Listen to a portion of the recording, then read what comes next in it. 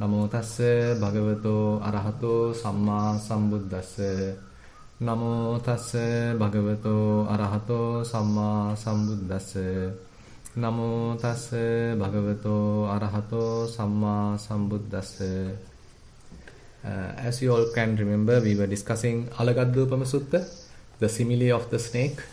So actually this sutta has so many similes, and this is the 22nd sutta in the Majjhima Nikaya, and the reason to explain this sutta, or the reason to preach this sutta by the Buddha, is particularly a pernicious view happened in one of the monks' mind, and his name is Venerable Aritta, and he was very much like refusing or challenging one of the Buddha's teachings. So that Buddha's teaching is that Buddha has mentioned a certain way of behavior is very much like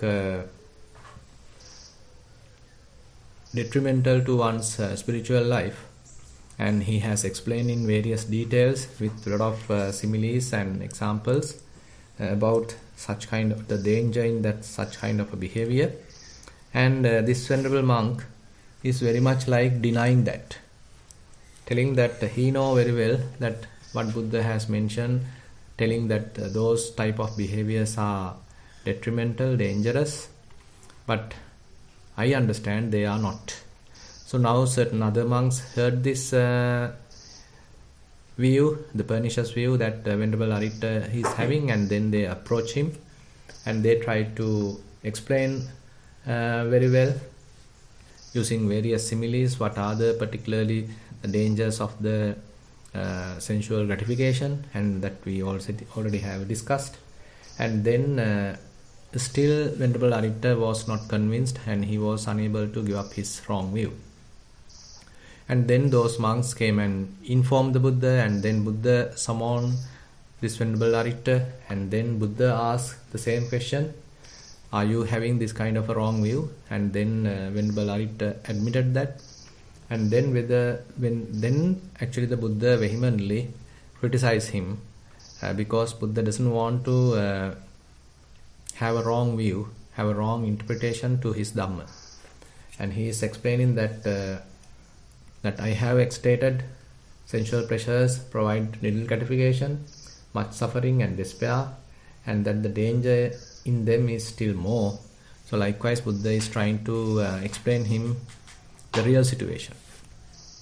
And on the other hand, he further questioned the other monks to verify whether they are also having some wrong view, and then they mentioned that they agree with what Buddha has mentioned, and they heard that Buddha was telling several times that the sensual gratification is detrimental to the spiritual life. So they explained that to the Buddha, and Buddha admitted that, Buddha was satisfied with that. And then he started explaining further that one of the interesting statement here, that without thinking various sensual desires, without occupying one's mind with sensual desires, without being deluded by various sensual pleasure related thoughts and the signs, marks, one can't associate kind of a sensual pleasure. So that's a kind of a statement, kind of a principle we need to understand. So if we are doing deliberate sensual gratification, so that means internally we are polluted. Our minds are somewhat defiled. Already certain amount of sensual desire related thoughts are going on, and fair amount of fabrication has already happened, and it may be continuing. And again various different sensuality related signs are fairly occupied the mind. And then Buddha takes the other simile, that is the simile of the snake, which is the topic of the sutta itself, and where Buddha mentioned sometimes people are learning the Dhamma, but they are not properly understanding their meaning, and they are not taking them to their heart and try to live according to them. Rather they learn it just to win the debates and to criticize the others. So that is a wrong way of grasping the Dhamma. And he explained that is very much similar to catching a snake, poisonous snakes, by its tail or by its body, so that the snake may turn back and bite the person. So it is quite dangerous. On the other hand, Buddha mentioned if one is properly grasping the Dhamma, so that means he is learning the various different kinds of Dhamma, but with the proper attitude, proper intention. So that is to learn and to understand it and to get some guidance. And again, they are trying to live according to that Dhamma, and not for debating, not to criticize others. So that is not their intention. So then Buddha mentioned it is very much like grasping a snake with the proper way, because he may be using a cleft stick, and having done so, he may grasp it rightly by the neck. Then it is not harmful. So likewise, Buddha mentioned one needs to understand the Dhamma properly, and we have to take it the proper meaning, and we need to understand properly. And if we can't understand, Buddha again mentioned that you need to approach another person who is well versed, well educated, or well understood the Dhamma, and you need to abandon all your doubts by questioning him.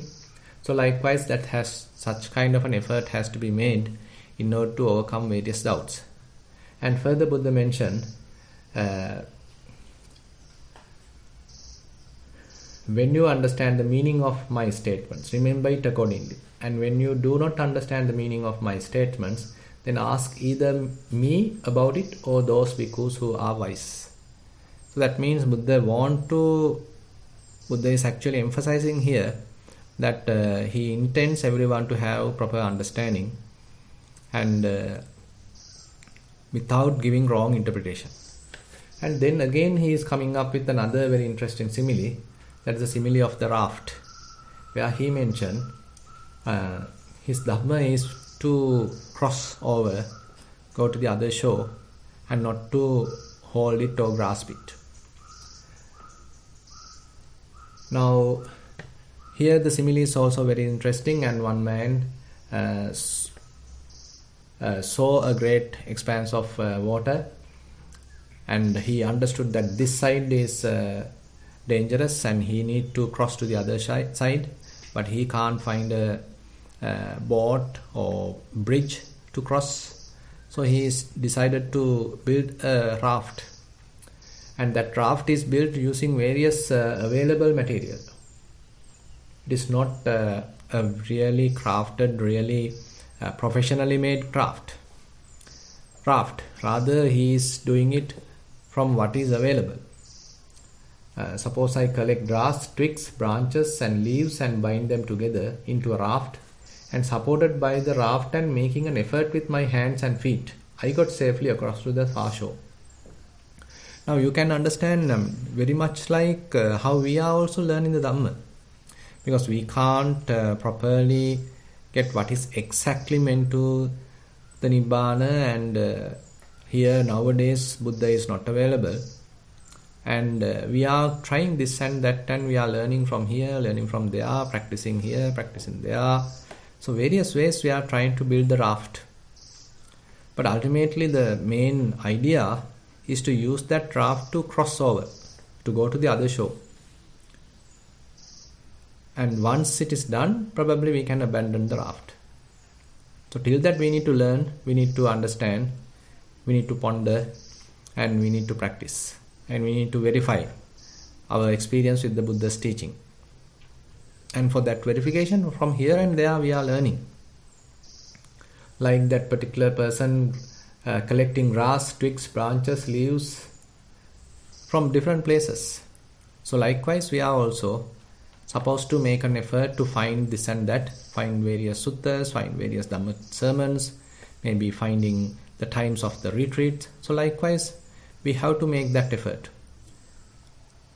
And later, while we are using the raft, so the raft alone can't drive. So we have to make another effort, that the person is using his own hands, his own legs. It It is not that he is simply standing on the raft. It's a kind of a fairly effortful task. So he himself has to make an effort even though the raft is available now. So that means while practicing you have to have a kind of a continuous effort. The practice has to be continuous till we reach the other shore. So this continuous effort is a must. And then lastly Buddha mentioned here, so that person after going to the other shore, suppose I were to hoist it on my head or load it onto my shoulder and then go wherever I when I want. So that is not the wrong idea. So that is not the wrong perspective he has to have related to the raft, because it is he has made it just to cross over, not to carry it by his own shoulder. So therefore Buddha mentioned, suppose I were to haul it onto the dry land or set it adrift in the water and then go wherever I want. Now that is the proper approach one has to take. So similarly Buddha mentioned, I have shown you the Dhamma is similar to a raft, being for the purpose of crossing over, not for the purpose of grasping. Now here also we need to understand, till we cross over, we need to grasp, we need to understand, we need to learn, we need to practice. So every effort has to be taken, because we are still crossing. We haven't yet crossed over. And once we crossed over, that means when one becomes an arahant, so then Buddha mentioned, okay, now you can abandon even the Dhamma. When you know the Dhamma to be similar to a raft, you should abandon even the teachings. How much more so things contrary to the teachings. So all the other mundane things, I have no need to talk about them. So they definitely are to be abandoned. So this is what we already discussed, and then we are now coming to another area, standpoints for views. Now this sutta, as you know, the reason for Buddha to preach it is the wrong pernicious view that Venerable Aritta had. Now Buddha explaining more wrong views which are possible to be grasped. Now this is very much like say one person already had a wrong view and he is trying to spread it, and he himself is drowned in it, and Buddha now trying to clear that. Now Buddha teach another different types of wrong views. There's a possibility that people might wrongly grasp. So I have summarized them in another here. So the 6 standpoints of views. Now this is called Ditthithana. So 6 standpoints for views. Now based upon these standpoints, one can generate, one can formulate various different kinds of views. That's why very much like why they are called standpoints. Ditthithana. Not merely the ditti, but the Ditthithana. That means by associating this, there can be so many other views also. So this becomes very much like the standing point for a particular view, and around that, so there can be so many other views as well.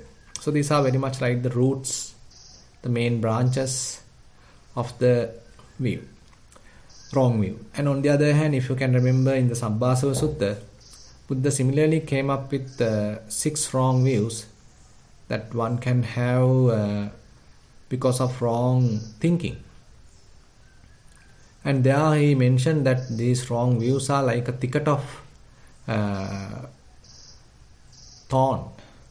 It's like a desert. So much of perplexity is there in these wrong views. So sometimes when we are having kind of very mundane type of problems, ordinary kind of problems, then we may not be into we may not have enough time to think. Say for example, if you have a lot of economic problems, if you are going through a sickness, so that means you are fully occupied with that problem, and you don't have much time to think about various philosophical things. But on the other hand, when you are having some time, probably you may be practicing, and you start practicing, you start thinking, you start pondering, and you start developing certain amount of concentration. So likewise, the people who are fairly involved with the practice are fairly prone to wrong views. So this is the area, therefore, we need to be fairly careful, because we as practitioners can end up with wrong views. So that the danger is there. So that's why we need to explore these kinds of suttas. We need to understand what are the kind of dangers available, what are the kinds of perils available, what are the kinds of wrong paths available. Misleading can happen. So therefore, if we know the Dhamma properly, if we have investigated thoroughly, then the chance of getting wrong is very less. And what we understood also, we need to verify again and again with the Buddha's teaching, and we have to participate in discussions, listen to Dhamma. So likewise, we have to constantly verify what we know also till we fully attain. And here Buddha starts with one thing. So he talks about an ordinary worldly person, untaught ordinary person, who has no regard of noble ones, and unskilled and undisciplined in their Dhamma, who has no regard for true men, and is unskilled and undisciplined in their Dhamma. Now that is where this particular person has no understanding about the Dhamma at all, and he is not associating the wise people either.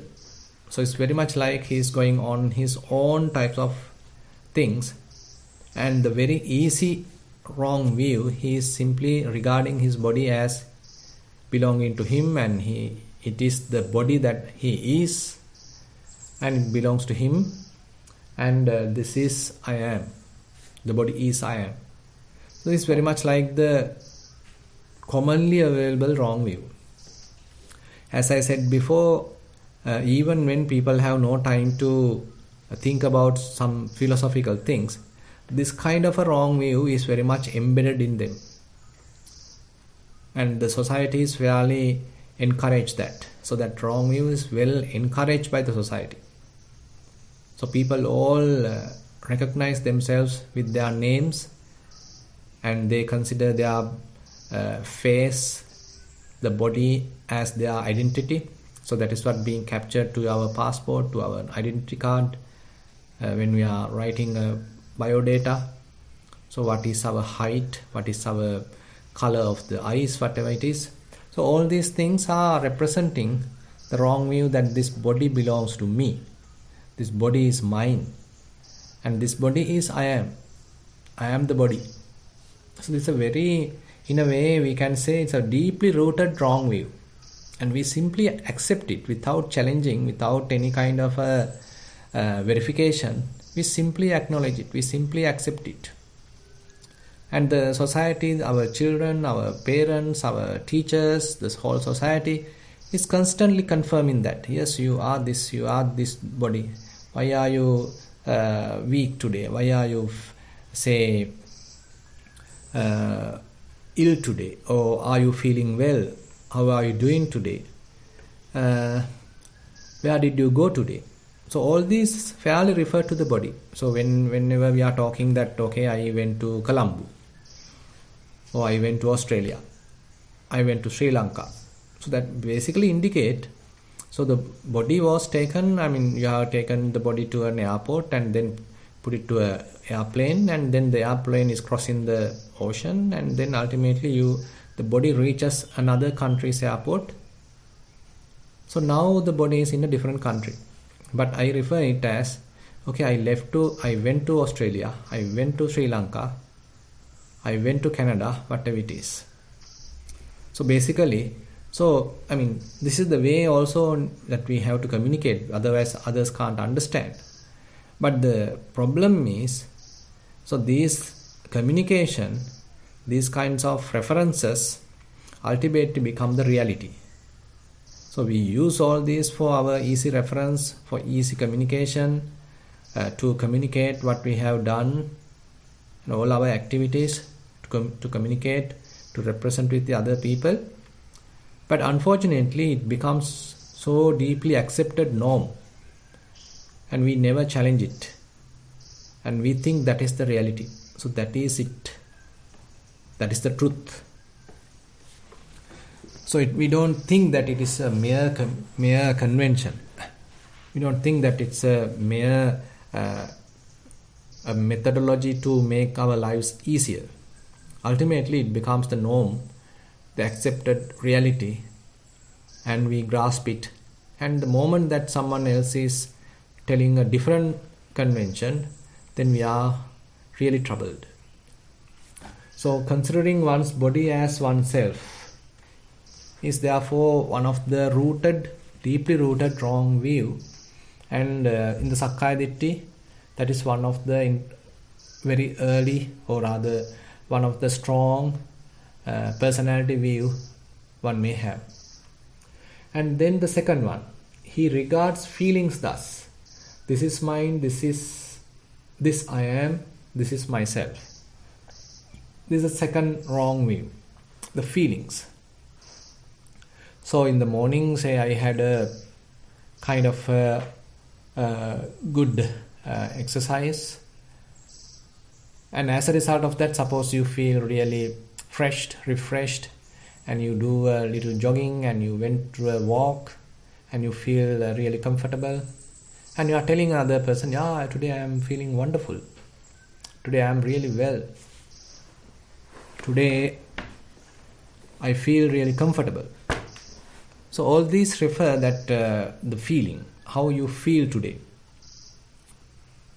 And maybe on the opposite, say in the morning when you are getting up, you feel a little weaker, you feel a little worried, you feel you are in a kind of bad mood, a lot of troubles are coming to the mind. So then you are feeling, okay, I am tired, I am anxious, I am worried, I am not feeling well, so I am sick, I need to consult a doctor. So now all these are disease, a dis-ease. That means the feeling is not good, not favorable. But we recognize the feeling as myself. So I am the feeling. So the feeling belongs to me. So, we need to communicate with the doctor using such kind of a language, otherwise he can't understand. But the problem is these feelings are changing. What was available in the morning is not going to be available in the evening. So likewise, things are constantly changing. But we constantly refer the feeling belongs to me, feeling as I am. And on top of that, we are trying to control it.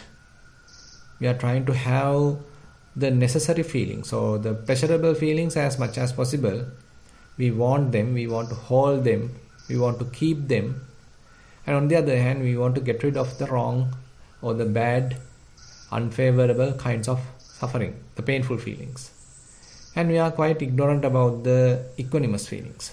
So in terms of the feelings, again, we have this kind of a wrong perception, wrong view.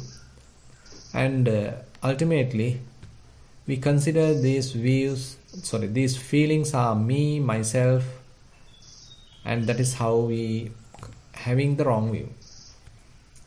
And then Buddha mentioned, he regards perception thus: this is mine, this I am, this is myself.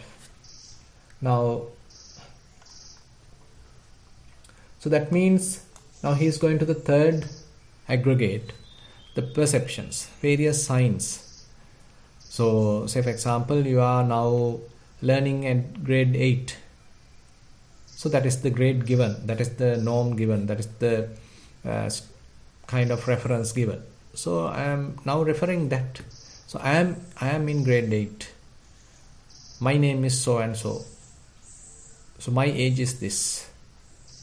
So I belong to this particular caste. I belong to this particular nationality.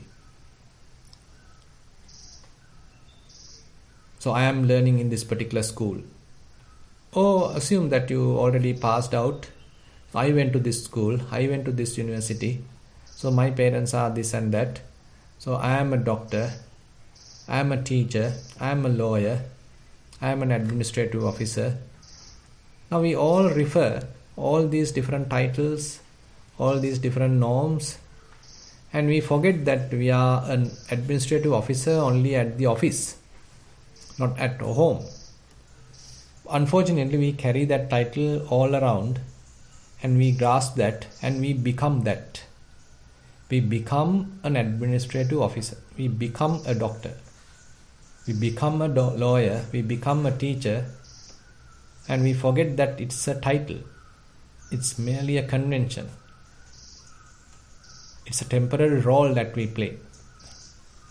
So likewise, there are so much of different titles, designations, names, say references given to various countries, roads, people, etc., etc.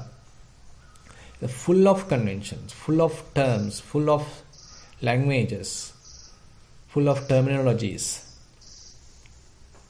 Now all these actually we are using just for proper communication, easy communication, so that I can communicate carefully, properly with another person. When I tell, okay, I came to the office by bus, so he has some understanding.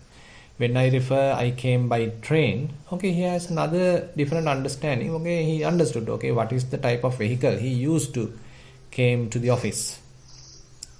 So it is necessary to differentiate and give a proper message, communicate proper message. So that's why all these different conventions are available. So and we use many different kinds of signs for that, languages for that, words for that, vocabulary for that. But all these we consider as me, myself, belong to me, and we like it. So I love English language, I love Sinhala language. If someone challenges that, okay, I'll be in big trouble. I am going to attack him. So if someone suggests, okay, now on, I am referring this country from a different name, there may be so many people going against it. They may start rallying, they may start protesting against the new name. They want to keep the old name. They may give enough reasons. So likewise, all these different names, conventions, terminologies, and we are so attached and we think all these belong to me, or simply this is I am. And then the fourth one, he regards formations thus: this is mine, this I am, this is myself. Now different kinds of formations are going on. So whenever a thought comes and we start fabricating on it, we start adding to it, we start thinking about it, pondering about it. So we do a lot of fabrications internally. We do a lot of further additions, subtractions, multiplications to that earlier thought. Then it becomes more and more multiplied, more and more enhanced, or more and more fabricated, formulated.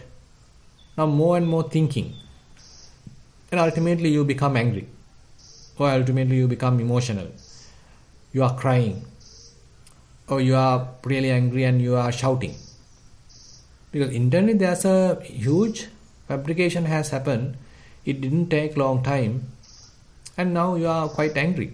And you refer yourself as I am angry,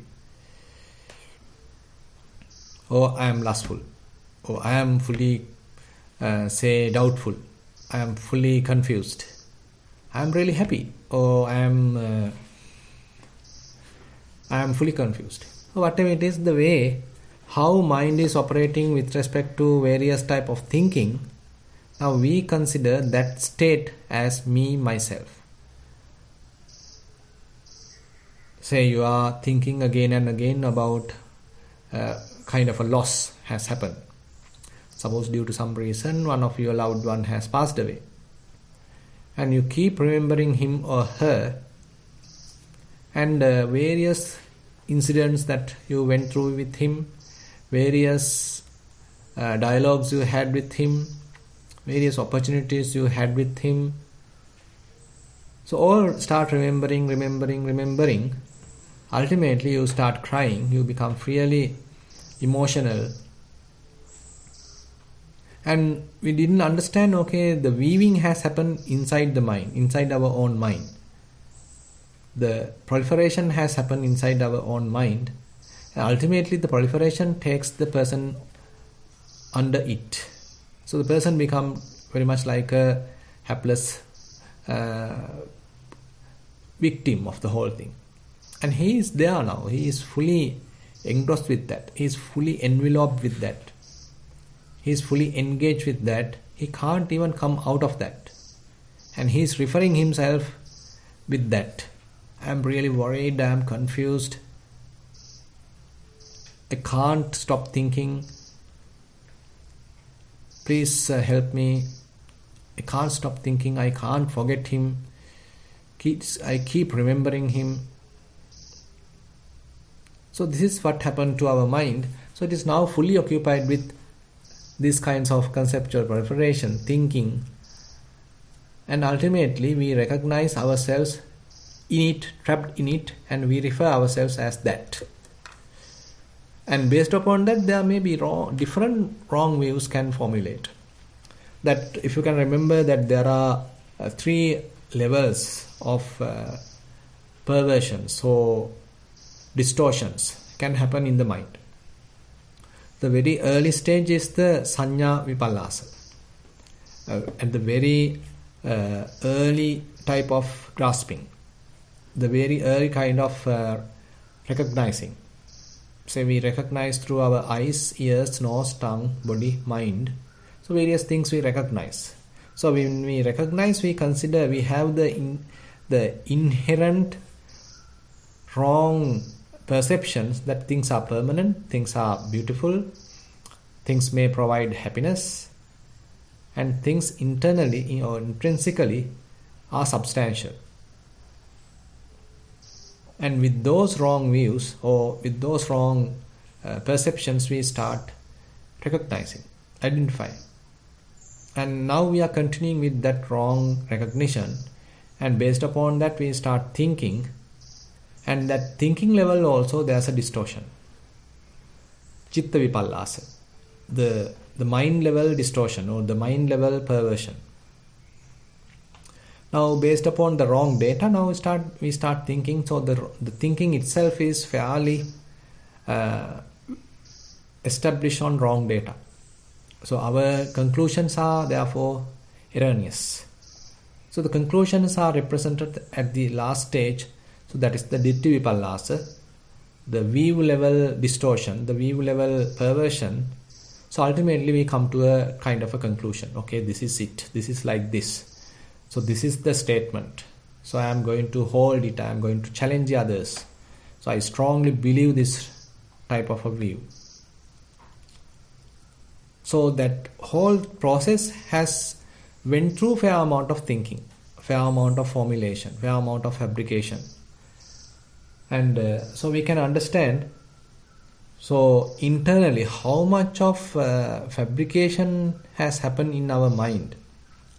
It may be a little sign happen at the very early stage. But on top of that, we have done so much of multiplications, so much of fabrications, so much of additions, subtractions, this and that. And ultimately we are suffering, we are trapped in it. We are in a fixed view, we are in a wrong view, we are in a pernicious view. And then actually so far we were very much in parallel with aggregates.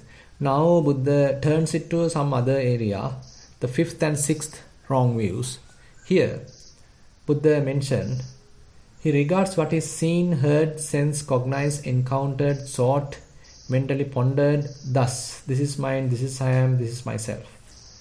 Now, according to the commentary, this is very much referring this 5th aggregate, that is the consciousness aggregate, where the cognition is the primary thing. So, what is seen? So, yampitang, dittang, sutam, mutang, vinyatang, pattam, pariyesitam, manasa, anuritaritam, manasa, tampi, etam mama, eso hamasmi, eso me attati.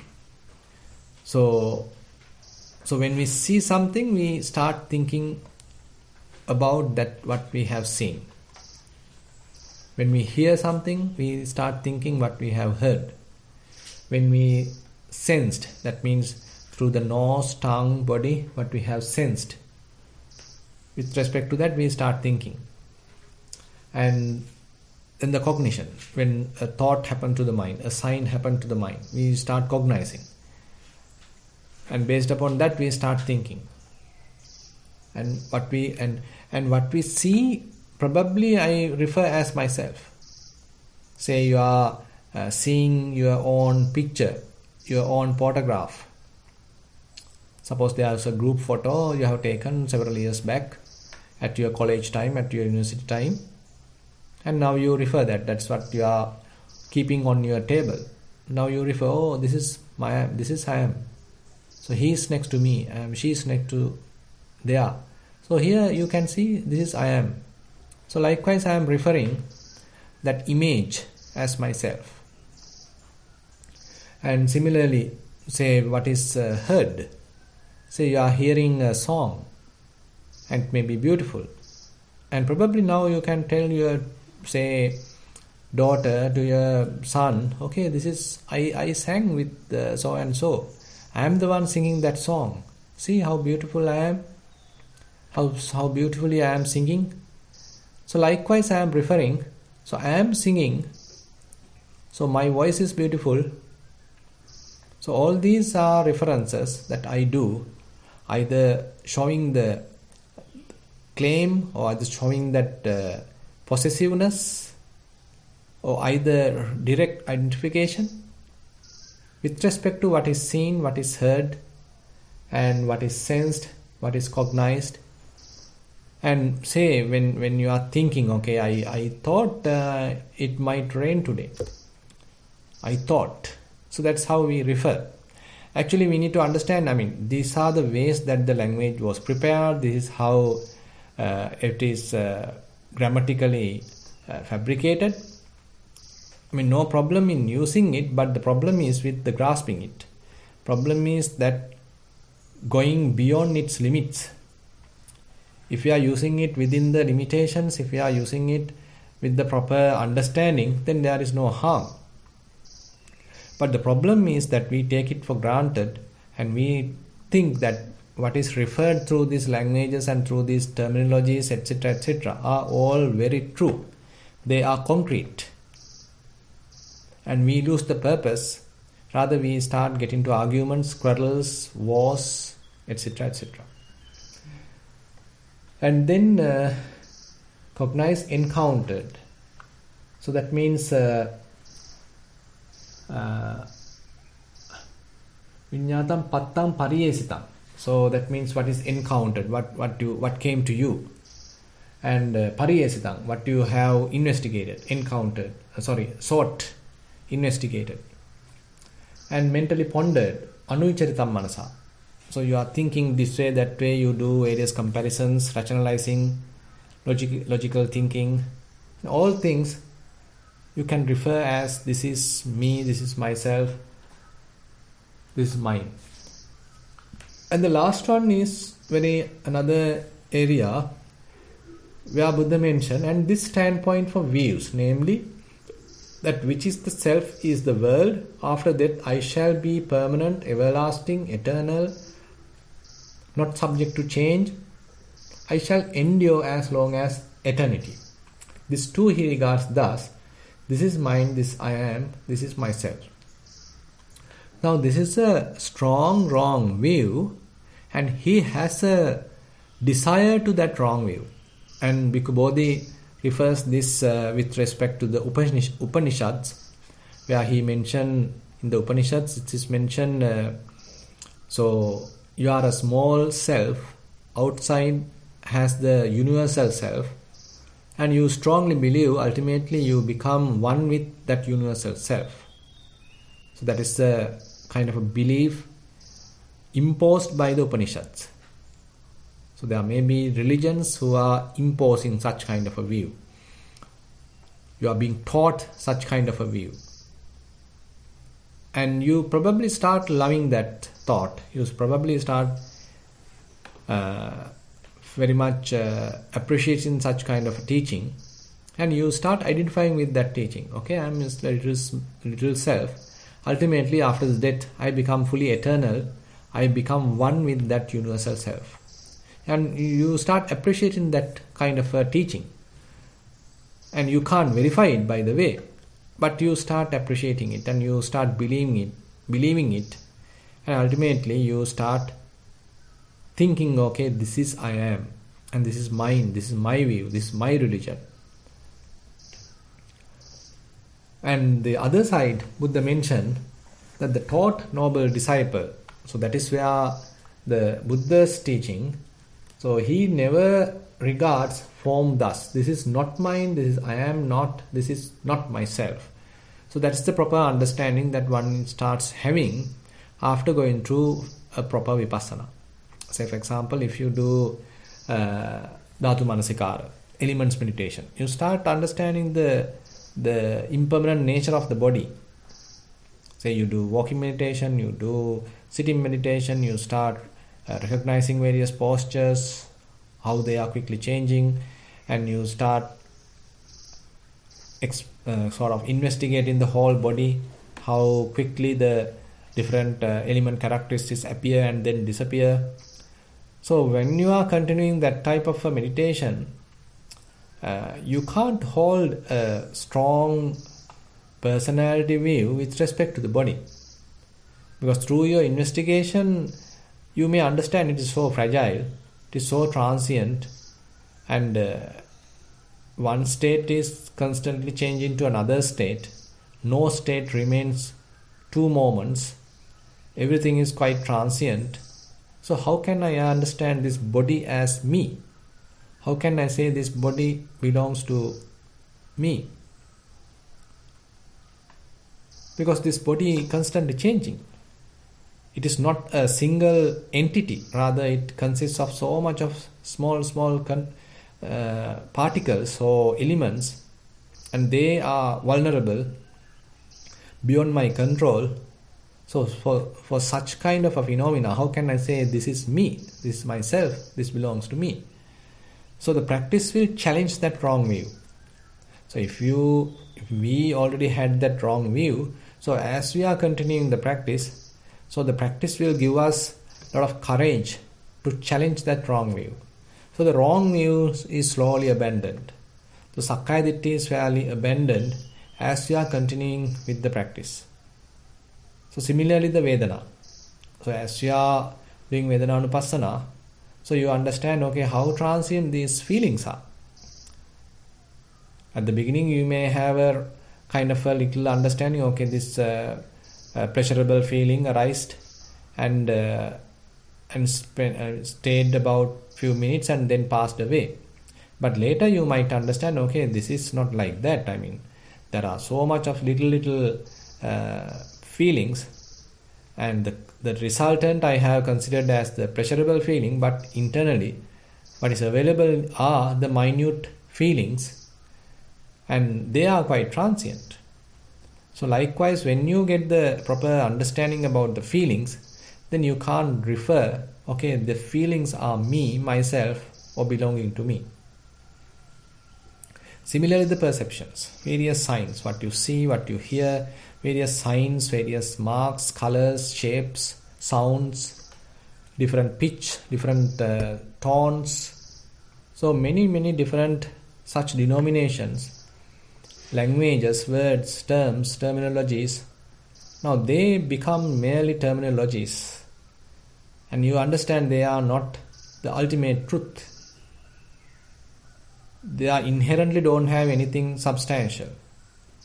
So likewise, as the understanding is growing, deepens, so you can't understand or you can't recognize the perceptions as me, myself, or belonging to me. So that is also now the wise person, the practitioner, is slowly abandoning. This is not me. This is not myself. And this is not mine.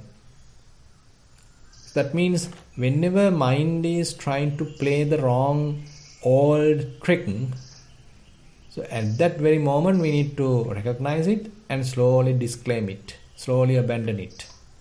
Whenever, say, suppose you are referring an old photograph, after seeing it, immediately the me comes out, I comes out, the personality view comes out and try to dictate it, try to delude you, telling, okay, oh, this is I am. See how beautiful I am. So at that very moment, we need to understand, okay, again, a wrong view is coming out. A deluded thought is coming out. So I need to abandon that thought. It's a wrong thought. That thought is based upon a delusion. It is not the reality. So likewise, then and there, when the mind, the habitual tendencies are trying to promote a self, when the habitual tendencies are trying to very much like promote a self view, a personality view as an individual, then that thought has to be recognized and has to be abandoned, and therefore the Chittanupassana type of meditation has to be ongoing. So constantly we have to be vigilant. What is the kind of thought going on? Am I thinking about one of my past activity? So that comes as the fourth aggregate. Suppose you did some kind of an activity, say dana, kind of an offering, and later time you start thinking about it. So I am the one did it, I am the one did it, I contributed this, I contributed that. So I invited the monks. So all different activities, okay, you are now start thinking, and then and there it's affirming a self. Kind of self-affirmative thoughts are coming. Now those thoughts we need to recognize and slowly abandon. So this is not me, this is not mine, this doesn't belong to me, this is merely a thought, this is just a memory. That activity is done and it is not me. So likewise we have to instruct us, we need to guide us. So even though we have practiced, still the habitual tendencies are operating. The asavas are still operating. Avijja, ignorance is still operating. Time to time, as thoughts they can come out and trying to affirm a self. So at that time we need to abandon that thought. Self-affirmative thought has to be abandoned. So likewise Buddha continuously going to the all six wrong views and tell, so the wise person, the practitioner, is now all disclaiming that it is not mine, this I am not, this is not myself. So, and later, since he is doing that, then Buddha mentions, since he regards them thus, he is not agitated about what is not existent. Since he regards them thus, he is not agitated about what is non-existent. So, evaṁ samanupassato asati na paritasati. Actually, this we can further explain, discuss next week. Here actually is where we come to a very interesting vipassana stage. So, as you are continuing the disclaiming, as you abandon various wrong thoughts, those formations, or a kind of non-grasping state is now happening in the mind, there could be an agitation. So this we discussed even when we were discussing the Uddesa Vibhanga Sutta. When we are slowly abandoning things, disclaiming things, our personality view can be threatened. As a result of that, fair amount of agitation can happen.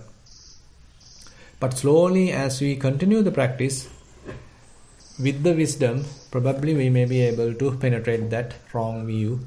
As a result of that, the agitation becomes less and less. Okay, we can discuss that later in next week a little bit in detail, because Buddha mentioned this in detail in this sutta. So with that note, I like to conclude today's sutta teaching session. Now I open the session for questions. Thank you, Bante. Sadhu, sadhu, Yeah. So we have a question from our side. Yes, Bhante. Yeah. Yes, Bhante. Sadhu, sadhu, sadhu.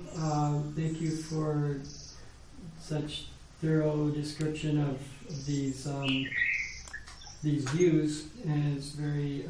This is a new teaching for me. I've never studied this sutta, so very, very alive to hear it the way you're teaching it, and thank you very much, Bhante.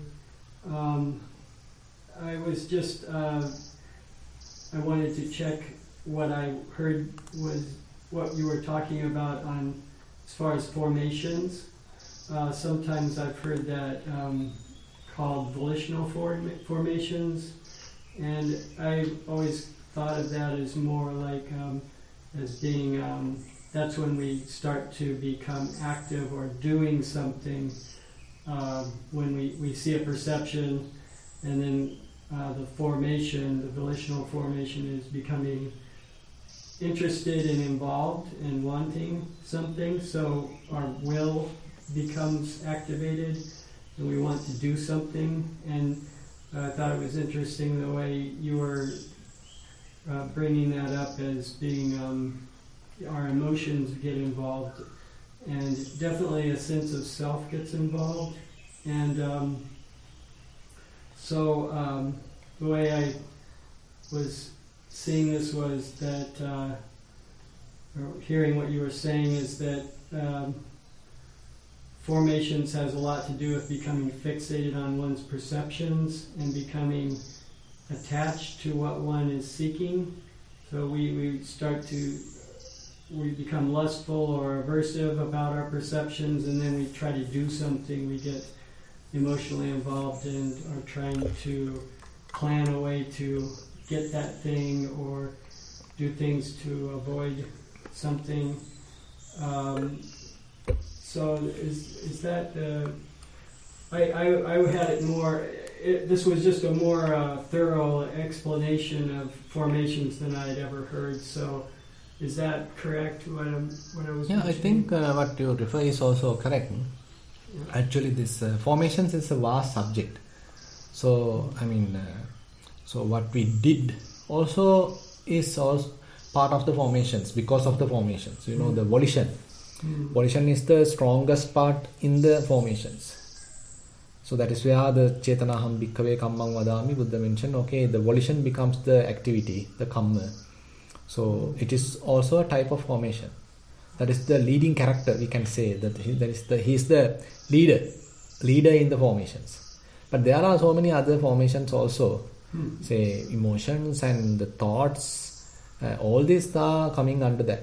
Maybe wholesome thoughts, maybe unwholesome thoughts, say defilements, hindrances. So all are coming under the formations.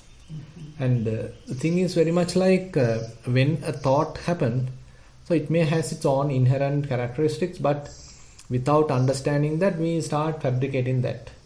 We start adding to that.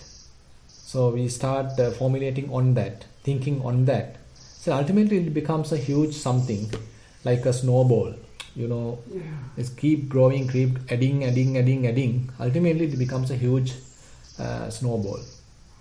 I think there's a theory like that, no? I mean, the snowball theory. Snowball theory.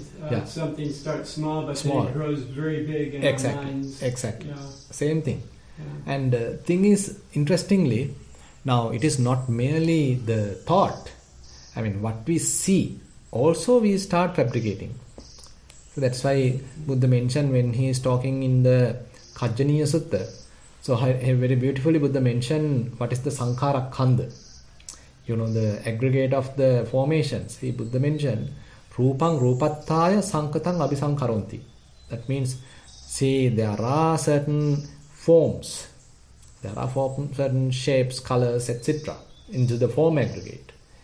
And with that, we do a lot of additions, we did a lot of multiplication to that aggregate itself. Say it's a kind of a clay, a little bit of clay we took, and there is no shape in it. And we can do a lot of additions, add colors to that, and we can prepare a toy from that. We can prepare a doll from that. We can prepare a lamp from that.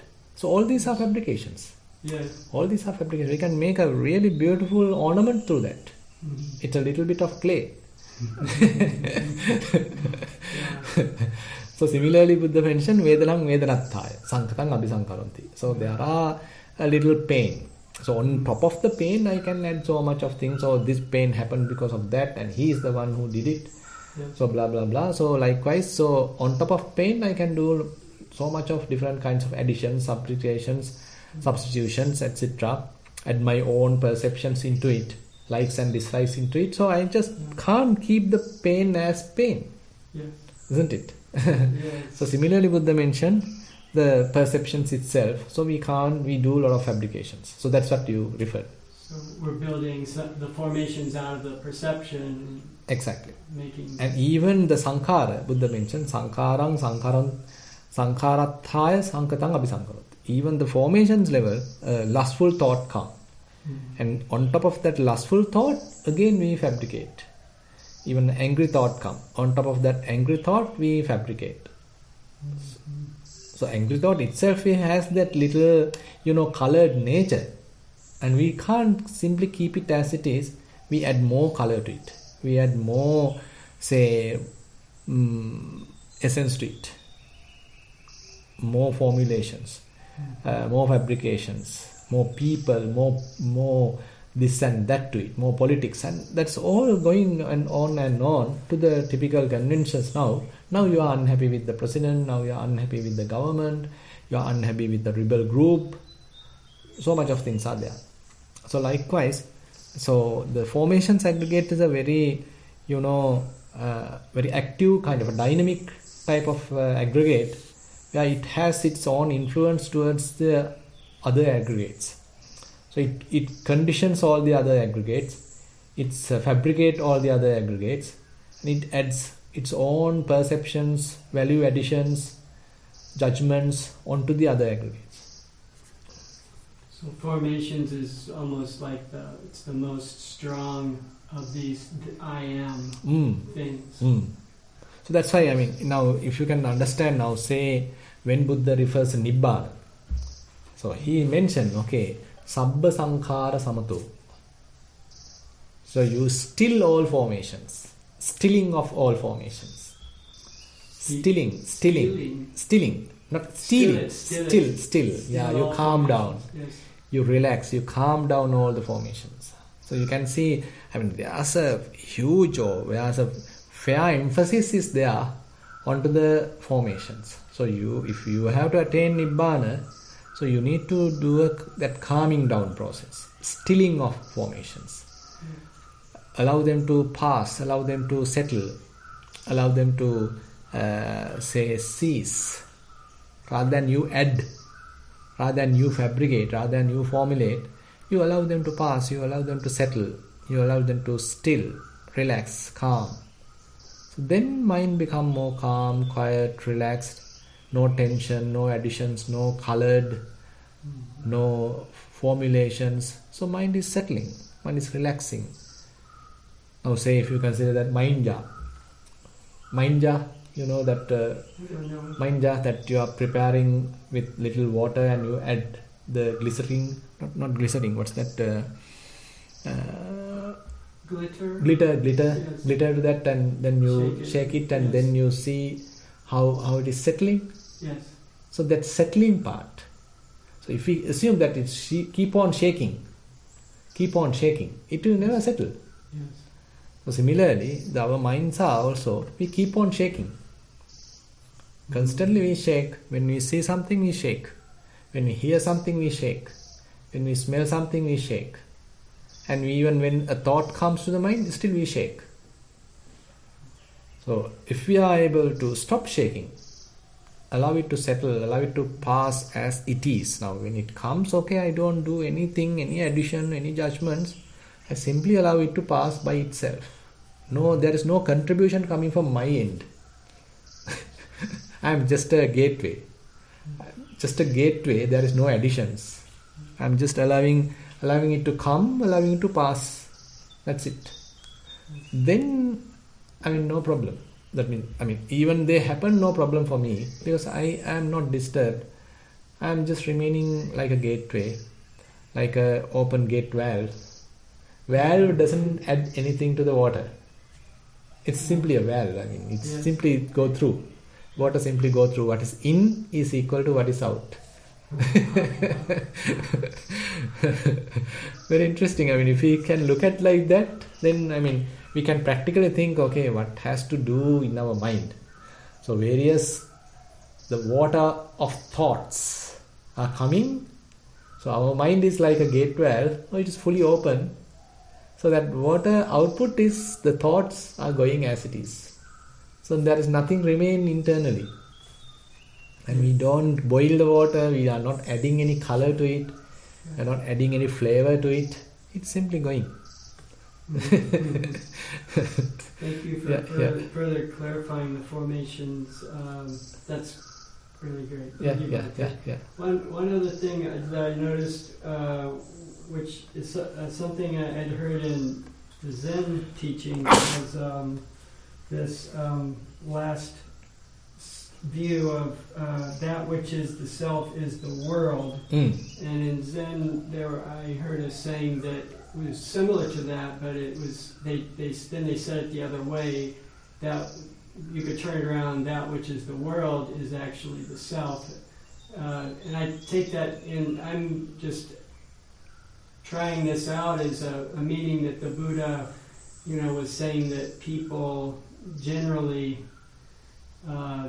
equate the world as themselves, and they have this view of their eternal self, not going to die, and it's sort of like owning the world as myself. But the Buddha turns it around and says, I think, or what I understand is that, like when we contemplate the four elements, the fire, wind, earth, water elements, they're what is making up the entire world of physical phenomena, and our bodies are also made up of these elements. So if we see the world we're just ourself, the thing that we think is ourself is really just no more than these elements. So it's not personal, it's not something we own. So that's kind of like turning it around and saying, the world is actually, we're a part of the world, but we're not, because of that we don't own ourselves. Is that I mean, we can argue telling, okay, we are part of the world, but it doesn't mean that the world is self. We're a part of the world, yes. We can say, I mean, the body is, our body especially, the physical body, we can say it belongs to the nature. It belongs to the world, to the physical world. And once it dies, it may perish to the earth. We can say so. I mean, I can't see any wrong telling so. But the problem is, if we are referring a big self to the world, so that is where we go wrong. So I am a little self, the body is my little self, and after my passing away, that little self become merged with the large self, that's the world. So people start believing that. I mean, people can have such kind of a wrong view, and they love that. Because internally, as a oneself, I am weak. Ultimately, I become the huge. I become one with it. So my Godfather, I am little child of the Godfather, and I am ultimately, after death, I be with Him. I am quite eternally happy with Him. Yes. So that's very comforting. Very comforting. Exactly. Yes. I love that kind of a thought, isn't it? So, because assume that today I am suffering and I am going through a lot of, disasters and calamities and problems. But I have a kind of a refuge in the Godfather, thinking, okay, I'm nothing to worry, I just have to bear only a couple of years. After my death, I'm going to be with Him, then I become merged with the self. So I'm eternally happy. So I may really love such kind of a comforting view. So that comforting view, then I start recognizing, okay, this is I am. So this is myself. So that is what Buddha deny here. So even such kind of a view is a wrong view. So you can't have, there is no such kind of a everlasting entity at all, neither in the personal level, neither in the physical level, nor in the outside external level.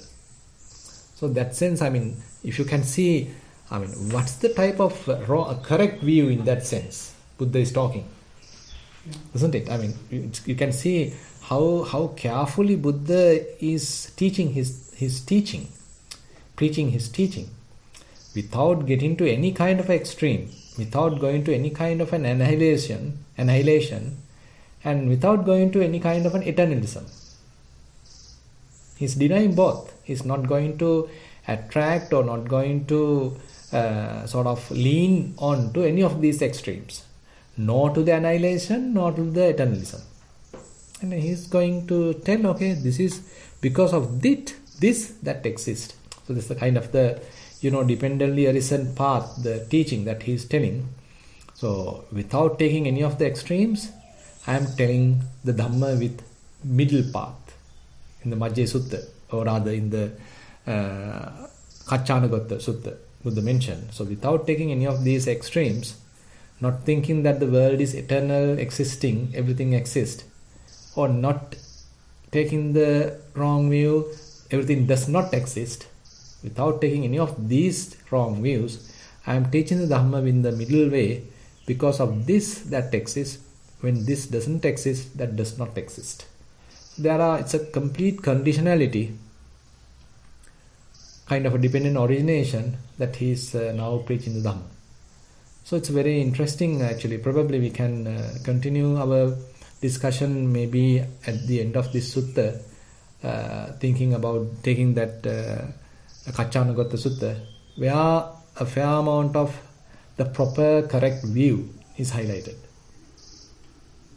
Yeah. And I guess what I was pointing to was partly too is that when we meditate, we can actually experience the actual elements. We can experience heat. Exactly. So we can verify that we are made up of heat, we are made up of solidity and so forth. So this is verifiable, whereas if we say I'm part of the eternal, God, the world can't verify. It cannot verify. Cannot verify. Yes. So it keeps us closer to reality. Yeah. Thank you, Bhante. Yeah. Okay, Jennifer, we finished our side. Okay, thank you, Bhante. I do have an email question. There's 2 parts. Let me copy and paste this because it's quite long, so you have it in your chat as well.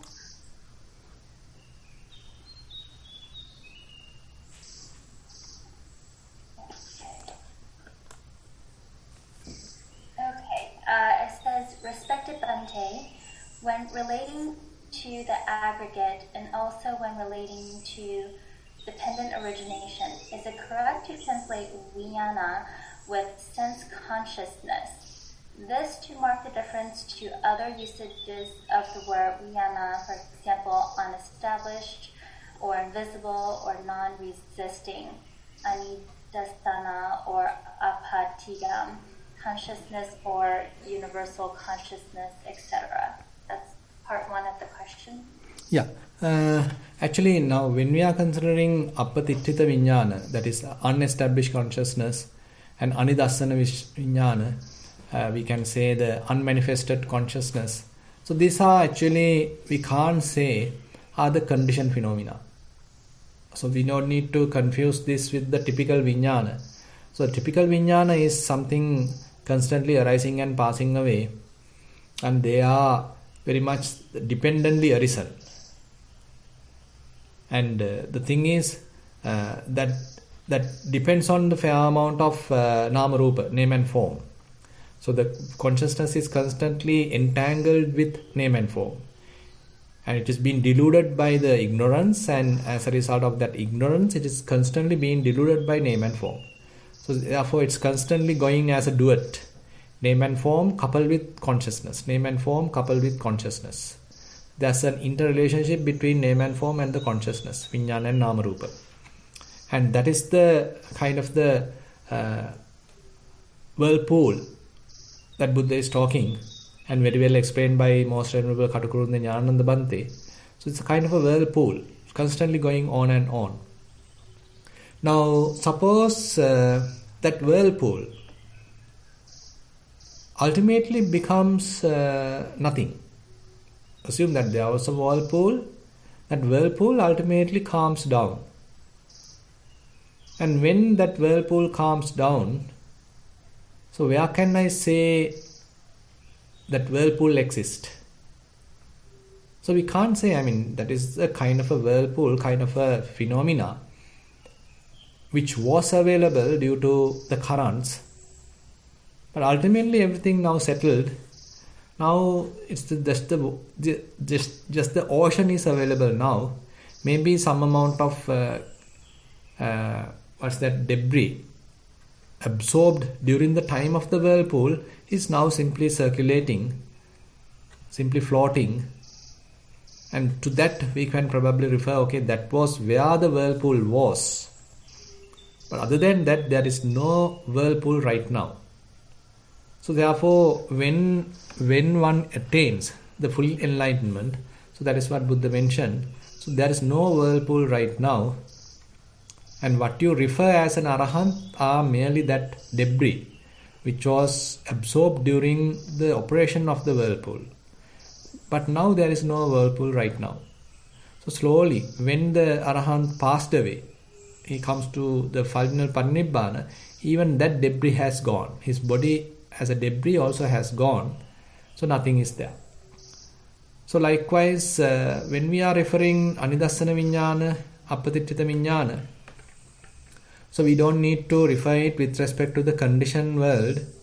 So that is very much like all the fabrications are stopped. All the graspings are abandoned. Now mind is going through a state where there is no grasping. And as a result of that, there is no any name and form.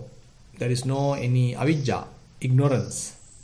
At least for a limited time, there is no ignorance operating.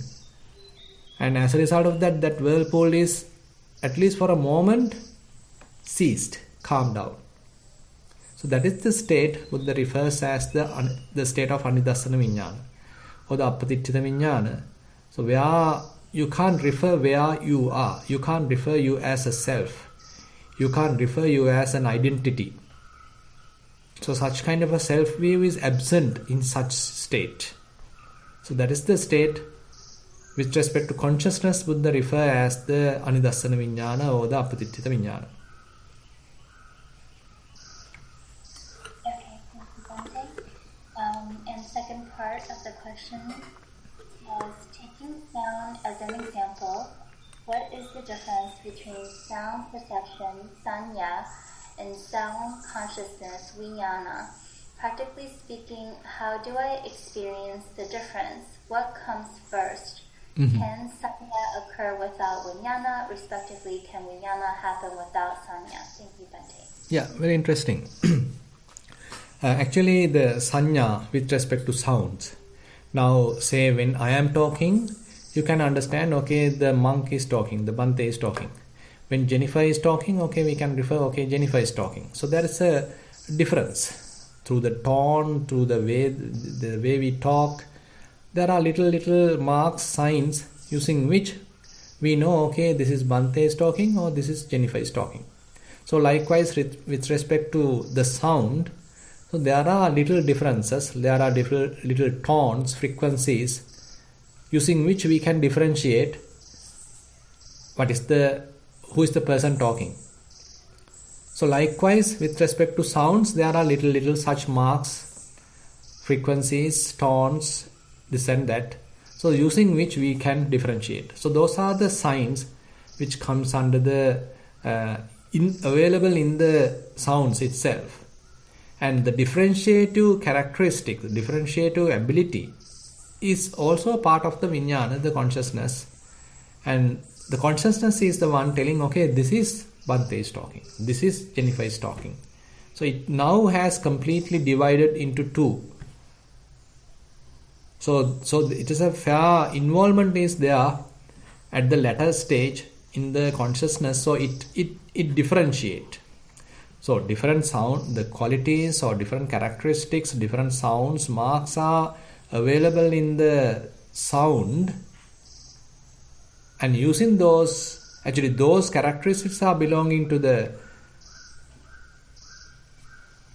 perceptions aggregate, we can say, and the initial recognition happen using which also belonging to the perception aggregate, and later I do further differentiation. Okay, this is a male voice, this is a female voice, this is this is that, and this is the word, this word means that. So likewise all these more further understanding happens at the cognition level. We can attribute that to the consciousness aggregate.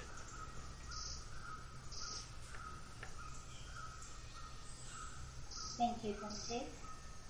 For the next question, I'd like to invite Kumudini.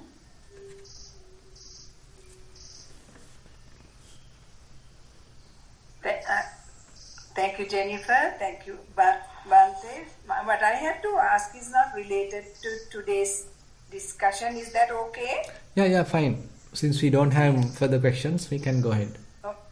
I have been listening to some Abhidhamma, Bhikkhu Bodhis and another lady monk, and in it says that the Chuttisita is then the Pratisandhisita. There comes, so one after another. But some places, some monks have been talking about after you have after you die, Chuttisita, you float around until you find a suitable place to take birth, sort of like a Gandhava, and then you get reborn, which is correct. I'm not quite, I don't understand it, because I always used to think that birth takes place just like a kudella, what is like a leech. What do you call it? Leech. Yeah. Like that. If you give up one place, you hold on to the other one right away. So, which one is correct? And is there a thing called this Gandhava? No, that's the thing. I mean, so according to the Theravada, the tradition, teaching, we don't believe in that Gandhava state. There is no intermediate state. So immediately after the passing away, the birth happens at the next place, at the next moment, at the next life. So even if one is talking about the Gandhava state, so that is another intermediate life, we can say. Say for example, say you have a lot of merits and you passed away here, and you are and the merit has the capacity to be born as a deva. But there may be a transient. So there may be a transient little short life also, probably. After that passing away of that short life, okay, you can become the deva as well. So that short life itself is having the prasiddhanta chitta and go through a little bit of thinking and all sort of things, and then maybe after a couple of days, so that life ends, and now you get into the next life. So therefore there is no any gap. So yes, that makes sense to me, because if there is, then that means that consciousness is living by itself. No. We can't say like that either. So consciousness living by itself is wrong view. So consciousness is also dependent. It's also arising and passing away. It's a stream of consciousness. We can say it's a continuously arising and passing away due to causes and conditions. Yeah. But then what the point I was trying to make is this, that if as you say there is a short life, birth taken place, short span of life, then I can understand it. But if you were to have somebody floating, without a taking form, then it is just the consciousness. No. No? No. There is there is no such consciousness floating. So that is something denied. I mean, even if it is an arupavachara realm, it is not merely consciousness. It's all the other, except the form aggregate. All the other aggregates are present, even in the arupavachara realm. Right. That is also arising and passing away.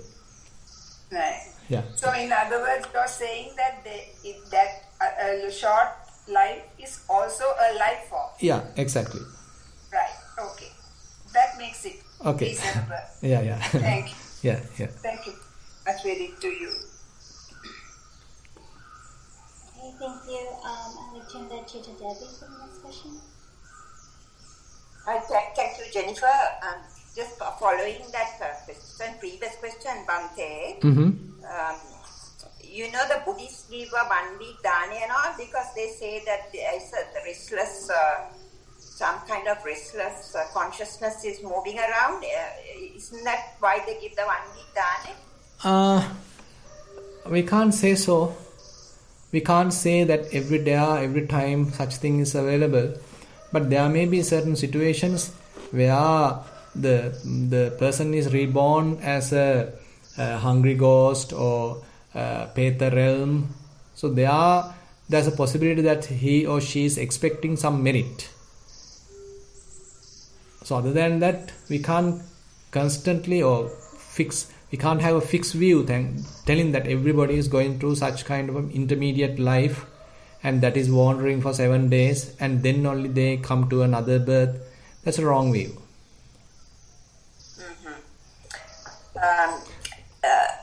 Maybe they are just in another sort of another form, and then they go in after that 1 week. Maybe they go into a more stable form. Would that be a correct interpretation?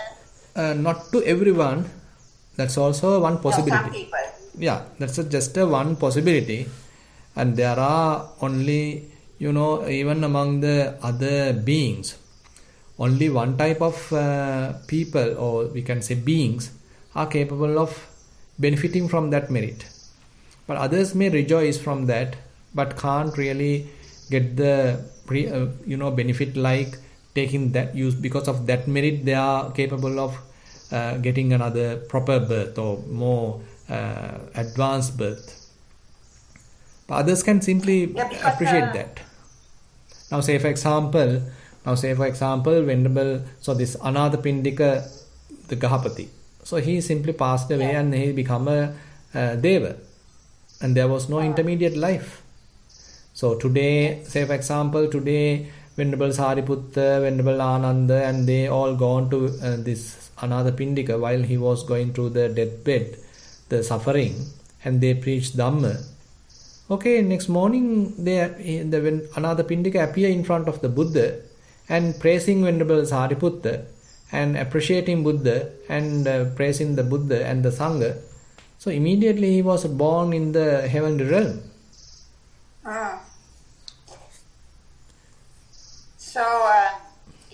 So anyway, that's just a thing. The other question or what I wanted to clarify was that you spoke about mental formations or volitional formations. My understanding is that is the intention. That is our intention, which is called the mental formation or volitional formation. Is that right? Yeah, intention is the most prominent formation. Yes. And then the emotions and thoughts and ideas and all stem from that. Right? Yeah, we can say so. We can say they either stem from that or they support that.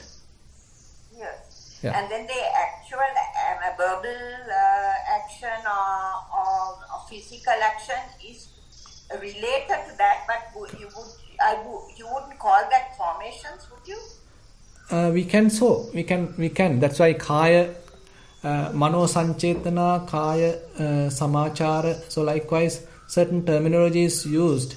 Bodily formations, mental formations, verbal formations. Now say when I am talking. So there are a certain amount of internal thought formations have happened. Accordingly, I am talking. So it may happen very quickly.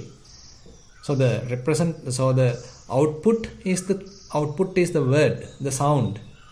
So this sound is thought and then fabricated and communicated. It is not I am just making a sound, rather so all the formulations have happened internally, and then the proper sound, proper word, proper tone, etc. is represented. So if somebody gets angry and hits somebody, that is a physical action. Correct. Would you call that also formation? Yes, that's a bodily formation. So they are all volitional formation or mental formation. Yeah, that's why I mean in the sankhara, kaya sankhara, vachi sankhara, chitta sankhara, now they all contribute to the karma. Yeah. So anyway, if it is intentional, it can contribute to the karma. So what you're telling me is all things that contribute to karma are called formation, mental or volitional formation. Am I getting that right? That is one part. That's why the formation subject is very vast. So Buddha mentioned there are certain type of formations which doesn't contribute to the karma as well. So they are called asampajana kaya sankhara.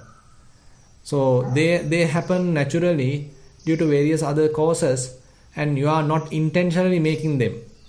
Now say for example the breathing. Either you can intentionally breathe, and you without your intention the body breathes. Yes. So during the sleeping time, so there is no your participation, there is no intention to breathe, but body breathes. So that is also a formation, a bodily formation. At that level it's a asampajana. So there is no your participation, there is no intention. So therefore in the Kaya Sutta Buddha mentioned, so these formations are possible to occur either because of your own internal persuasion, your own internal deliberate intention, or because of someone else's participation, or without any of those external contribution, the formations can happen. Yes, so what I'm hearing is those verbal and physical actions which are intentional, which we have intended to do, those cause karma, and those are also part of the formations. But there are some which are not related, they are not having an intention, and they are automatically, or whatever you want to call it, are happening. So then they don't form karma, is that right? Correct. Yes, and therefore they are not formation. They are not contributing to the karma. They are not formation. They are not contributing to the karma. Karma. Yeah. Okay. Yes. So it's a bit complicated, but it's a very. I mean, that's why the formations aggregate is fairly having a vast subject. Yes. So we keep it simple by saying it's intentional, but also related to that intention, if we have verbal or physical actions, that is also formations and contribute to karma. Correct. It's like that. That's simple enough, right? Correct. Bhante? Yes. Okay. Thank you very much, Bhante. Yeah. Okay, thank you. I'd like to invite Sam for the next question. Yeah, thank you, Jennifer. Bhante, my question relates to what you just mentioned about Gandhabba state. I read a piece written by Bhikkhu Bodhi just a few days ago.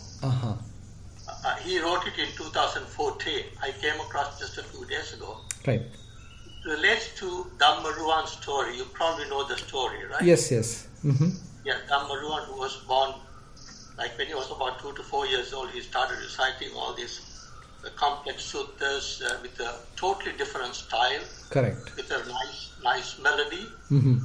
So Bhikkhu Bodhi mentions that he, after his, the storyline is that he was a monk during Buddha Ghosa's, Venerable Buddha Ghosa's time, and that he recited these suttas over and over again during that time. and he had a memory of that, and that's how he was able to recite those suttas, very complex suttas like Irimanatha Sutta, Bojjhanga Sutta, Dhammacakkappavattana Sutta, etc.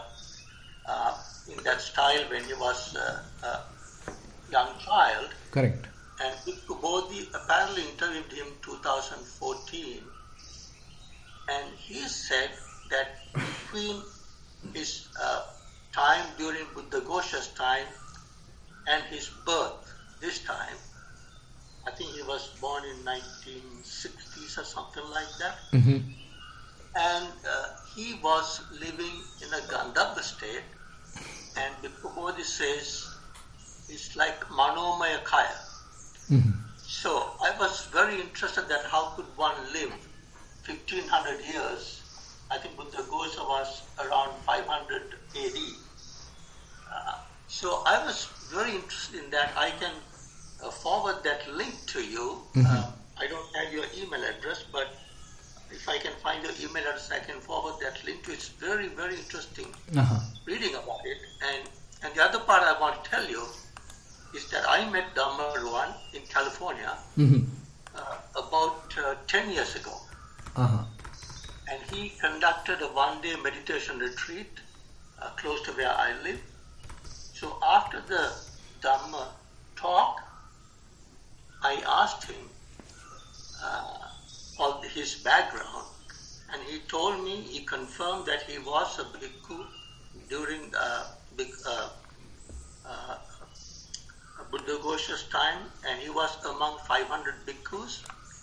And he said that he had to remember, he and the other bhikkhus had to remember certain number of suttas, and they had to recite them daily so that they remembered them, because at that time apparently they probably didn't have any writing media. Correct. So I asked him whether he remembers the suttas now. He said it comes on and off. And he doesn't remember. It's like when it comes, he can recite. But if somebody asks him, can you recite this sutta now? He cannot do that. Correct. And even if he recites, it's the modern style, not the old style he was reciting when he was 2 to 4 years old. Right. So my question to you is, I'm very confused about Bhikkhu Bodhi's explanation that one could live 1500 years in a Gandhabba state, which he says he was living with a Manomaya Kaya. What do you think about that? No, I can't believe that. Basically, I think that maybe 1500 years he may be born as a deva or some other another character, another being, not as a human being.